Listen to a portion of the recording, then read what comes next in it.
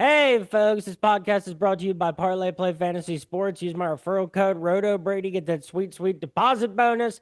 They got contests coming to states near you. They're giving out boosts and bonuses. They're slashing lines all day long, helping those player prop DFS contests. It's a real fun platform over there. And what is up, everybody? This is Brady Grove bringing you another interlude episode of the Tap That MMA podcast. We had an off week for the UFC last week, getting back to business as usual this week. There's, a handful of different. So there's like Cage Warriors 200, Wood vs. Warrington 2, KSW 115 for my picks on all that stuff and more. Follow me on Twitter at RotoBrady. Follow me on Instagram at RotoBrady MMA and look out for my MMA DFS values, picks articles, and UFL betting articles soon coming in March through RotoBaller. And with me today. Ladies and gentlemen, your referee, Chris Claviter, calls a stop to this fight. 4 minutes, 33 seconds of the very first round, declaring a winner by tap out in a bulldog choke, Mackenzie Mack-Judo Steeler. She is a 6-1 professional strawweight. Give it up for Mackenzie Mack-Judo Steeler. Mackenzie, thank you so much for being here. How's it going? I'm good. How are you, Brady? Thank you for having me on.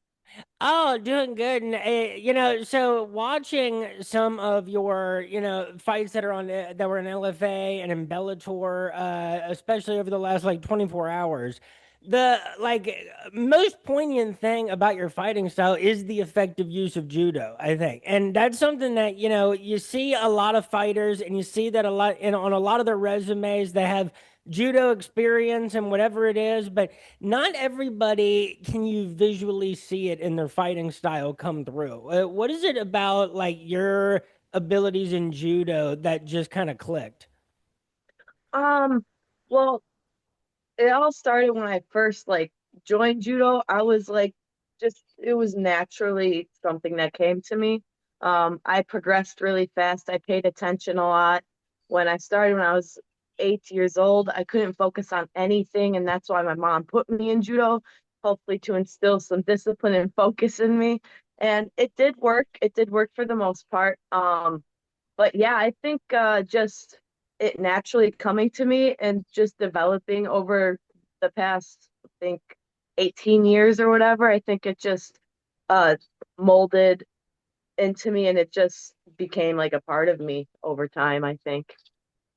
Why do you think some fighters struggle to apply judo in real situations in their fights? Um, I think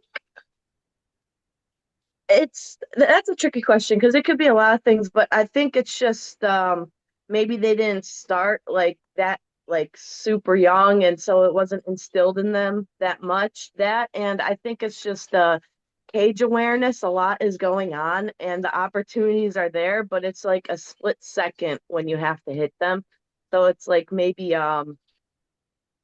experience in the cage or not even seeing it there because I see like 90% of fights where I see throws that can be used, trips that can be used, but I just don't think anyone's thinking of it when they're in the moment. Do you think it too is like MMA has always been so dominated by like people with wrestling experience that it's not necessarily the way that their brain is wired to think? Yeah, it's definitely I agree with that. It's definitely dominated by like grappling because I mean, you can take a world-class striker and if they have no grappling or not even a takedown defense, they can punch you a few times, but you're going to get in on their hips and take them to the ground and just drown them there because they don't know what to do. They just always work on their stand-up game. And so, like, to go backwards in your career a little bit, your whole amateur career was an 8 month stretch in the year 2022. You went 4-0 with 4 submissions, and you ended up as the strawweight champion of Brawl at Bourbon Street back in November of 2022. So, what prompted, did you know you wanted to get into competitive fighting like, for a while before you started your amateur career? And it was the focus really to get like in, get some experience fighting, and then get to the professional level as soon as possible, or did it just happen to work out that way? So your first question is I wasn't like planning on like MMA fighting at all. Like really, I didn't even watch fighting before I even started MMA. I just was a really active judo and jujitsu competitor. And when I met my boyfriend Juan Resendez, um, in he's the one who introduced me to fighting and introduced me to my coach. And that's when they're like, you should fight. And I was just like, okay, I'll try it. And I ended up just liking it and being good at it. And yeah, I'm sorry. What was your second question? Like, was it kind of the plan, all right, let's get as many fights as we can in a short period of time and then go up to the professional level? Or did you just keep getting opportunities to fight? You just kept winning, and then it was like, oh, okay, well, like, I guess I'm a professional now. Oh yeah. We it was ideal. We wanted to stay amateur for at least like a few more fights because it was just like every win when I was an amateur, all four wins were in the first round within like 30 seconds to 2 minutes. So we didn't really have any ring time, cage time. So like had the we were basically forced to go pro because all the girls would say no amateur level, even for title fights. So we were forced to go pro, and I think our grappling is so elite. That's what really helped us develop our striking in the beginning of my pro career because I could just grab them and take them down versus now I can actually like take my time and like stand and bang with them as you guys saw from my last fight. That is fascinating, actually, the way that you said like you were forced to go pro. Like there was Mhm. no fights that were going to be available at the amateur level. Like that is something that I don't know if I've ever heard. I'm sure it's been the case for a few more people, and they just didn't phrase it like that. But it's fascinating to think about like someone's career having to progress sooner than they actually would have liked because those fights are not going to be available. Mhm. Yeah, it was definitely tough, but I had people around me who believed in me even when I didn't believe in myself at times because we were so new. Like I said, going to pro, I felt like a little tiny baby in there compared to all these women who had like almost a decade being a pro, you know. But now I'm much more comfortable. I can stand and bang with them, like I was saying before, and I'm just grateful my career happened the way it did because we were forced into deep waters when I think that's better for experience, in my opinion. And your pro debut was three years ago. You're 26 now, so you were 23 at the time. And so, how did the opportunity to because you see this with Bellator, like Bellator will start people's pro career off from day one. That was always an interesting thing about them. And you saw a lot of people who had a lot of amateur experience in you saw a lot of college wrestlers start off their pro careers with Bellator and a lot of experienced grapplers. So, how did the opportunity to start off your pro career in Bellator come about? So Bellator had these scouts, like talent scouts. They would reach out to like different gyms apparently and like reach out to fighters. And I just came across this one cool guy. And he was a scout for Bellator, and he's just like randomly like want me to say something to them about you because you can't find a fight, and it would be good exposure. And then my coach and I were like, yeah, okay, we'll see where this goes because that's a big promise. And literally within that same day, we were talking about having a one fight contract with Maria Henderson. And we're like, oh, yeah, let's do it. Run it. Might as well dive in feet first. And folks, just to go back and say, when you look at her amateur career, starts off rear naked choke, and then three in a row, Americana, Americana, Americana. And then pro debut, March of 2023 against Maria Henderson at Bellator 293. You finish that with a first round armbar. That must have felt, especially after the transition from amateur to pro, being able to, in your pro debut, get a submission win on it with a promotion like Bellator has to have been incredibly affirming to where you wanted to be at that point. Oh yeah, we were definitely I think all the good we've been doing in training and as a person in general, I think the universe gave us the Bellator opportunity to get exposed faster. I think it's just good karma coming my way. I'm trying to make the dream a make the dream come true. And I think all the good things that just been happening and we've been trusting the process. It just happened the way it should have happened. So then you beat Sharapenko by unanimous decision at Bellator 299. You get another submission against Michaela Rampage, whose name I know I've seen around before for different promotions because it's not really a name you ever forget when you see it. Uh, Now, the first and only professional loss came at Bellator Champion Series September of 2024, so like almost a year and a half ago, against Sumiko and Naba. That is, one really good competition. And what is it that you took away from your first and only professional loss to this point? I took away a lot. I consider that fight to be one of my best fights in a sense because that's when I really transformed into a pro level athlete. Like every fight after that, you guys can watch each fight. I got better and better with my striking and more composed each time. I wasn't in my mental headspace that night against Sumiko. Um, we were doing good until we didn't. We got caught, our mistake. But yeah, I took away a lot from that because I could finally look back on the loss and like actually start correcting myself in the things that I did wrong. And I'm seeing everything more clearly ever since we felt that loss. And that fight was at flyweight, and you fought at flyweight before, but strawweight, always. I mean, it's been predominant in your career, and I think that seems to be the weight where you're at your greatest advantage.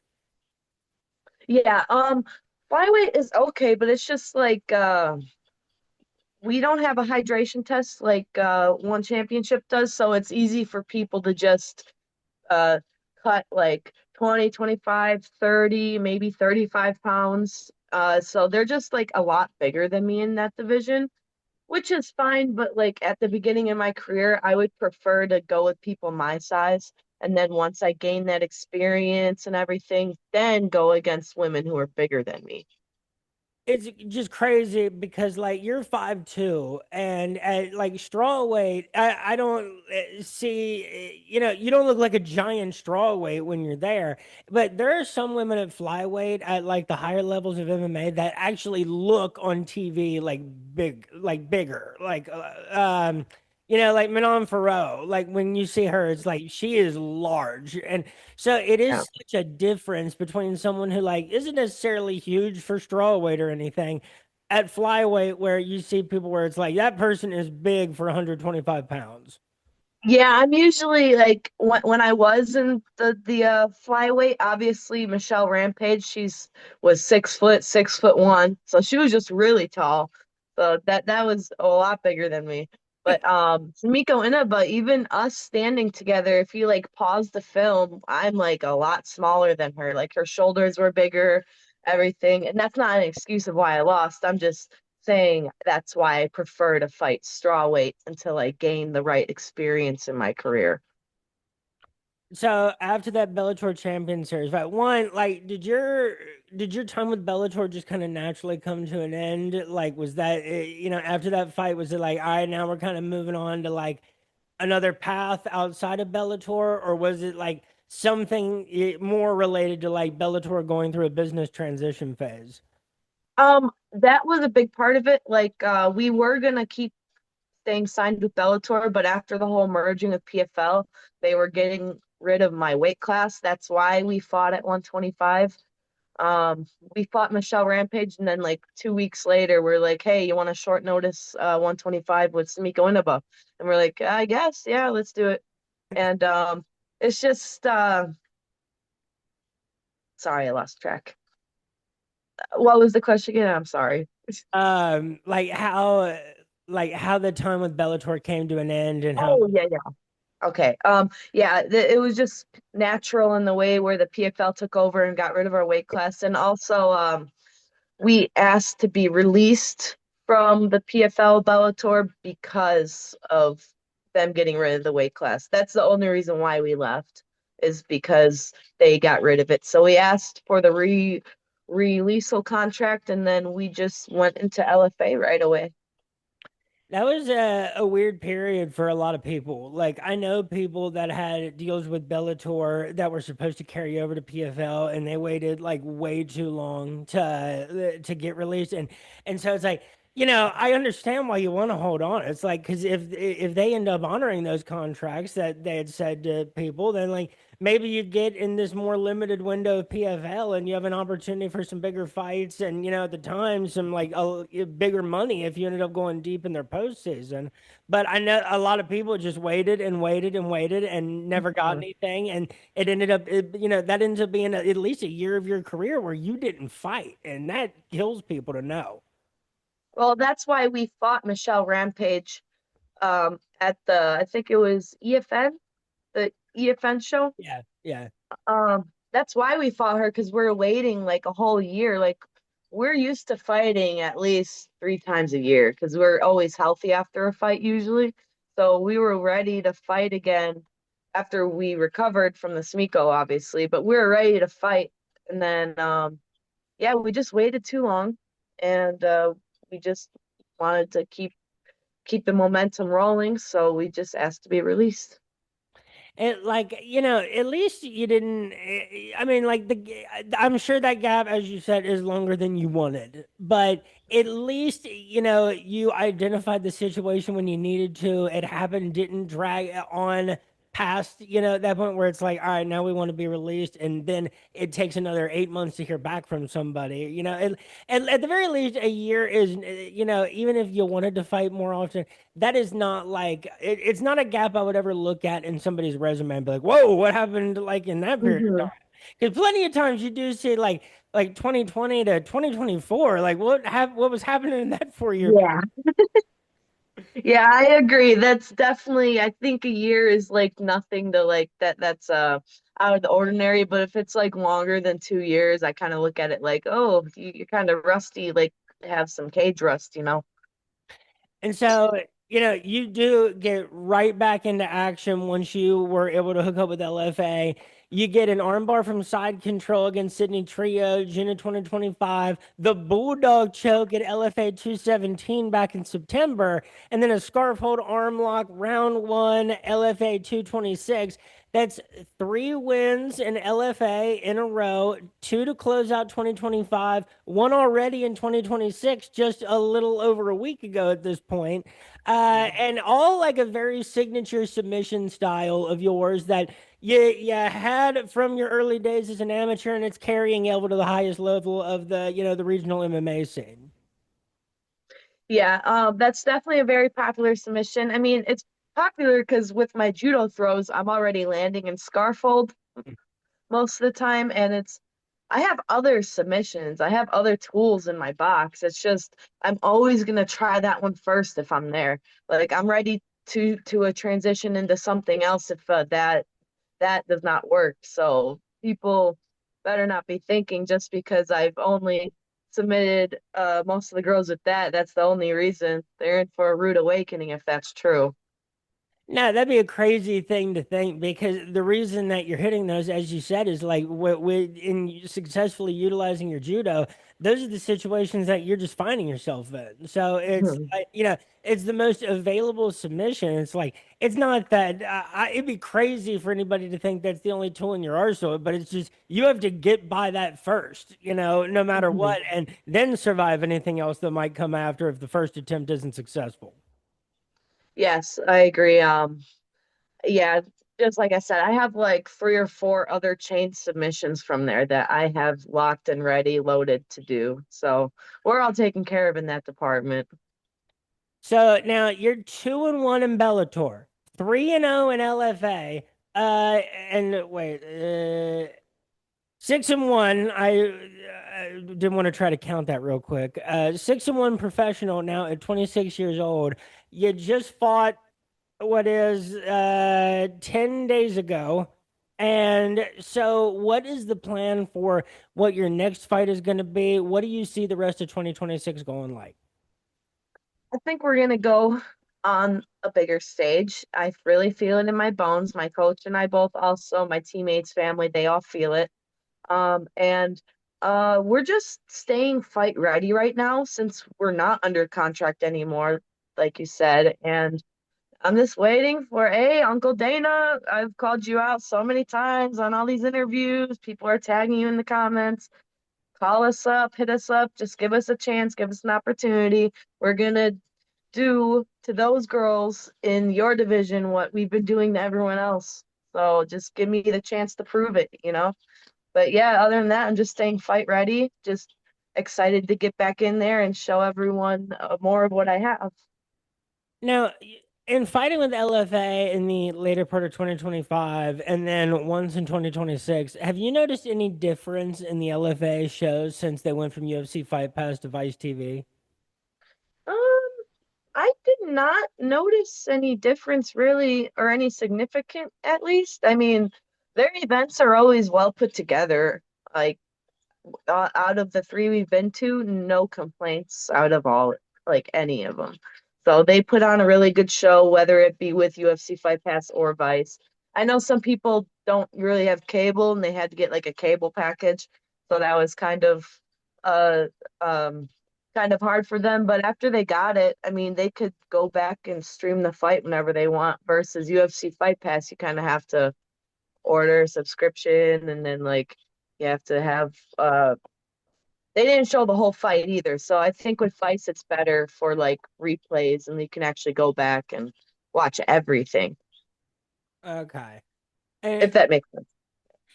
yeah, and like so right now in the strawweight division, it's an interesting time with Mackenzie Dern found her way to being the UFC strawweight champion. At the end of the year, which is something that like I definitely didn't see coming. Just like a couple fights ago for Mackenzie Dern, strawweight has always been an electrifying division for the UFC. It's just going through like a kind of a weird transition period right now, especially as some of the older guard kind of starts to retire. Mhm. And it's always been a very prospect heavy division. There's a lot of women that fight at 115 pounds on the regional circuit and in other promotions around the world where like so many countries are getting into MMA and higher into MMA where they have more women that fight at 105 115 pounds. So it's an interesting time for the strawweight division.